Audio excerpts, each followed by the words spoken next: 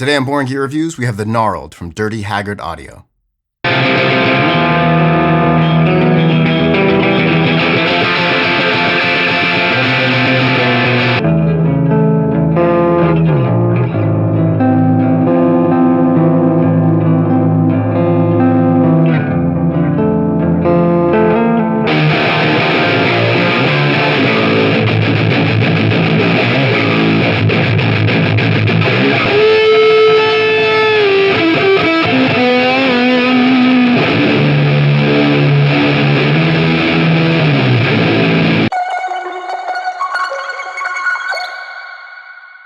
Big thanks to Nick from Dirty Haggard for sending me the Gnarled. Okay, so the Gnarled is an Opamp-based hard clipping distortion that works equally well on guitar as it does on bass. So for controls, we're going to start in the bottom right corner with gain. This will control the amount of distortion in the drive circuit. In the upper left corner, we have distortion volume, and this will control the level of the gain. Then we have a high cut, which will be like your tone knob, so turn it counterclockwise for less high end, clockwise for more high end. And lastly, in the upper right corner, we have a clean volume, which will blend in your clean signal if you want. So all the way counterclockwise, no clean signal, and the more clockwise you turn it, the more of your clean signal you're going to introduce. And you can push it to like very, very light, kind of like a tube breakup sound. For today's demo, I'm using my 1960 Gibson Melody Maker, and this has Lollar P90 for Melody Maker pickups. The neck pickup is actually custom wound and is more kind of like a jazz master. And into the UAD Apollo X6 and the soft tube JMP 2203 amp sim.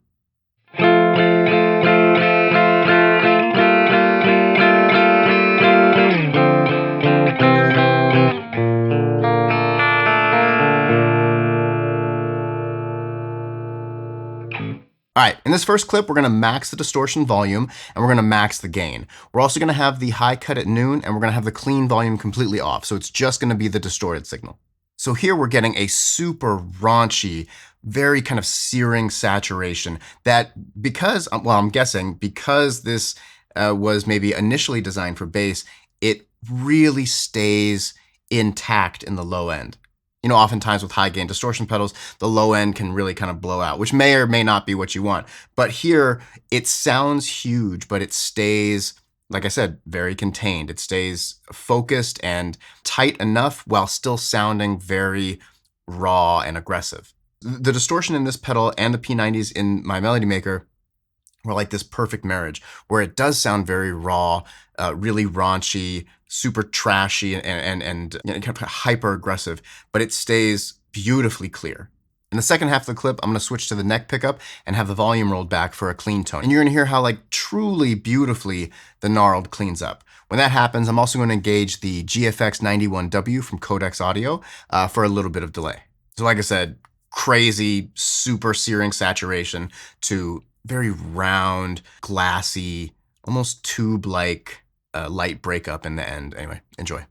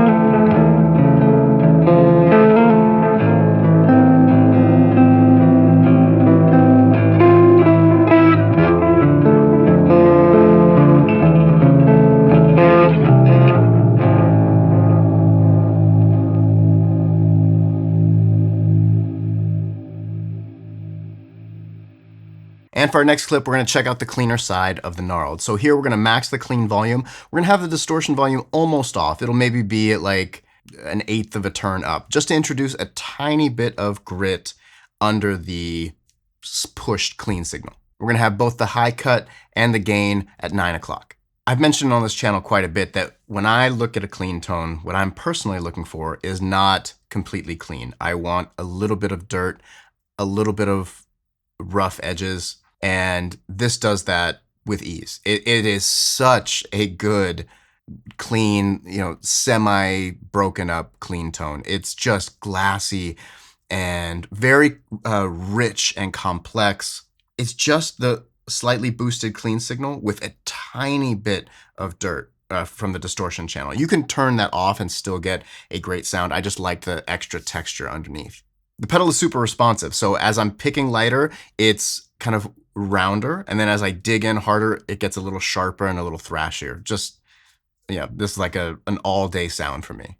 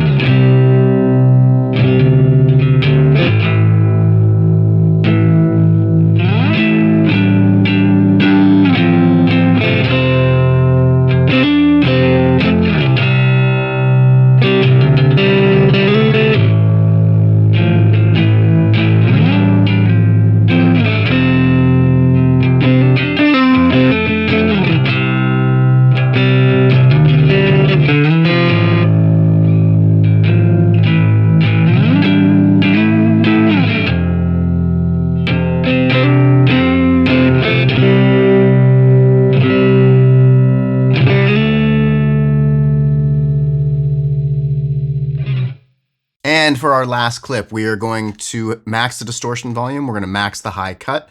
We're going to have the gain at noon and the clean volume around 1 o'clock. In the middle of this clip, I'm going to engage the Death by Audio Apocalypse fuzz. If you're interested in a full demo of the Apocalypse, click the link right here.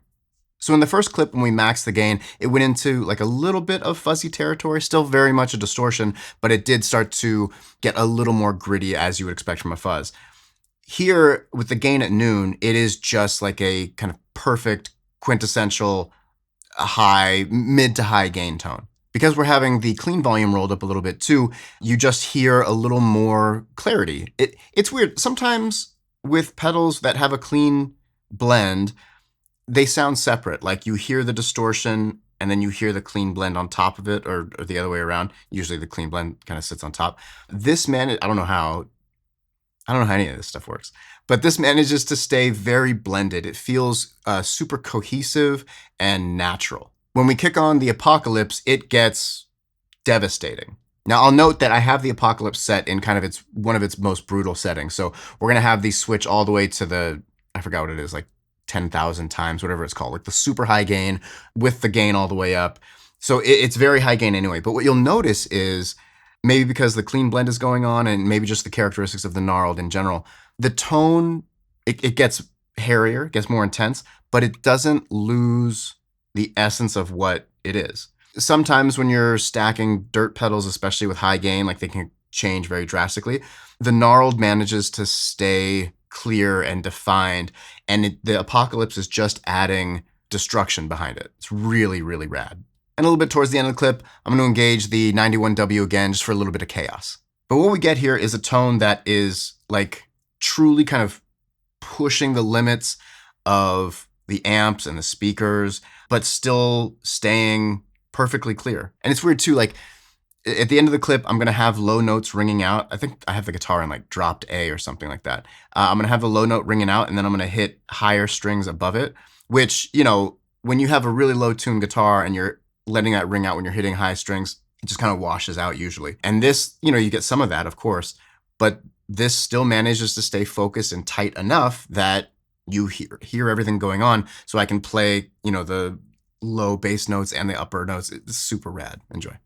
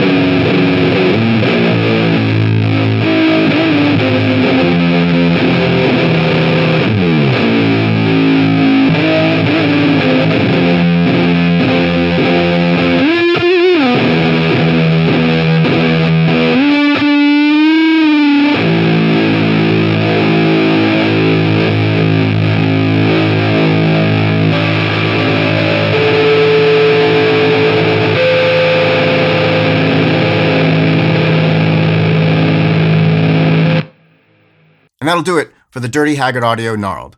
This is very easily a contender for me for like a, if you had to pick one distortion pedal, like this, the sound from it, the ease of use, how crazy compact it is.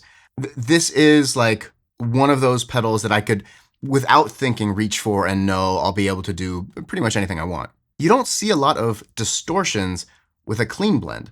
You see it in fuzzes sometimes, usually designed for bass, but obviously you can use it on guitar as well. But like, you don't see that a lot with distortion pedals. Am I wrong? Comment below if you know of other distortion pedals that have a clean blend. And I just found it to be really useful. It just added a dimension to the distortion that, I don't know, you don't get all the time. So if this isn't on your radar yet, I hope it is now, because like, yeah, this is a good one. Super well made, incredibly pedalboard friendly, great price. Yeah, 10 out of 10. And that'll do it for today. Thank you guys so much for watching. As always, links for everything I'm using in the description below. If you dig the content and you're not subscribed, consider hitting that subscribe button. We also have memberships now. So if you want to get access to members-only live streams and exclusive content that isn't available for everybody else, click the join button in the description, and yeah, I'll see you there. As always, guys, thank you so much for watching, and until next time, peace.